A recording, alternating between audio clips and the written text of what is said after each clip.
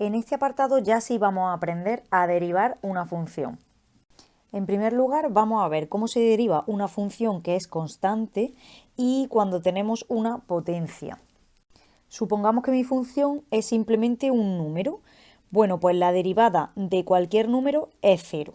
Por ejemplo, si me dan la función f de x igual a 5, pues muy sencillo, la derivada de esa función es 0. En el caso de que nuestra función sea una potencia, su derivada será esa de ahí. Es decir, lo que tendremos que hacer es multiplicar por el exponente de la potencia y a ese exponente le vamos a restar un grado. Por ejemplo, esa función de ahí. Si me dan la f de x igual a x al cubo, su derivada será el 3 que está en el exponente lo pondríamos multiplicando delante y al exponente le tenemos que restar un grado. Por tanto, su derivada será 3x cuadrado. Otro ejemplo para que esto quede muy claro. En ese caso tenemos otra vez una potencia. Bueno, pues de la misma manera el exponente pasaría adelante multiplicando, lo que pasa que ahora tenemos un 5. Bueno, pues simplemente lo multiplicamos por el 5. Y al 4 hemos dicho que hay que restarle un grado. Luego la derivada de esa función sería 20x al cubo. Finalmente vamos a ver ese ejemplo de ahí.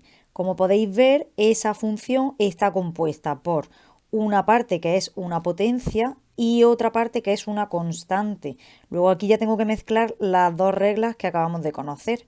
Por un lado, la derivada de la potencia, como hemos visto, tendremos que poner esa misma potencia, pero el 2 estará adelante multiplicando al 3 y al 2 le tenemos que restar una unidad.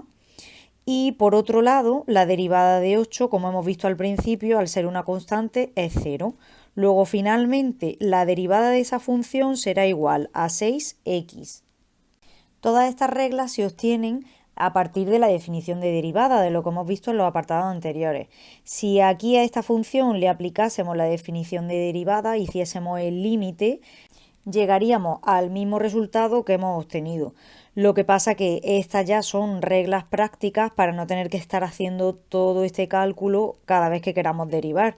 Y ya una vez que sepamos las reglas, como veis, es muy rápido.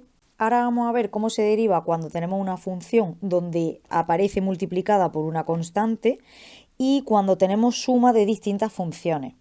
Supongamos que tenemos una función que está formada por otra función multiplicada por una constante. Bueno, pues su derivada será simplemente multiplicar esa constante, ese número, por la derivada de esa función. Este ejemplo ya lo hemos hecho anteriormente, es decir, este es el caso cuando tengo, por ejemplo, 5x cuadrado. Tengo una constante multiplicada por una potencia, que podría ser otra función. Bueno, pues como hemos visto anteriormente, la derivada es dejar el 5 que se está multiplicando por la función y derivar la función x cuadrado, que sería 2x. ¿Qué me queda? Si lo multiplico, pues me queda finalmente 10x. En el caso de que tenga una función que esté formada por la suma de dos funciones, simplemente tendré que derivar las dos funciones por separado y ponerlas sumando tal y como están, sumando o restando. Por ejemplo, si tenemos esa función de ahí, como veis, está formado por la suma y resta de distintas funciones.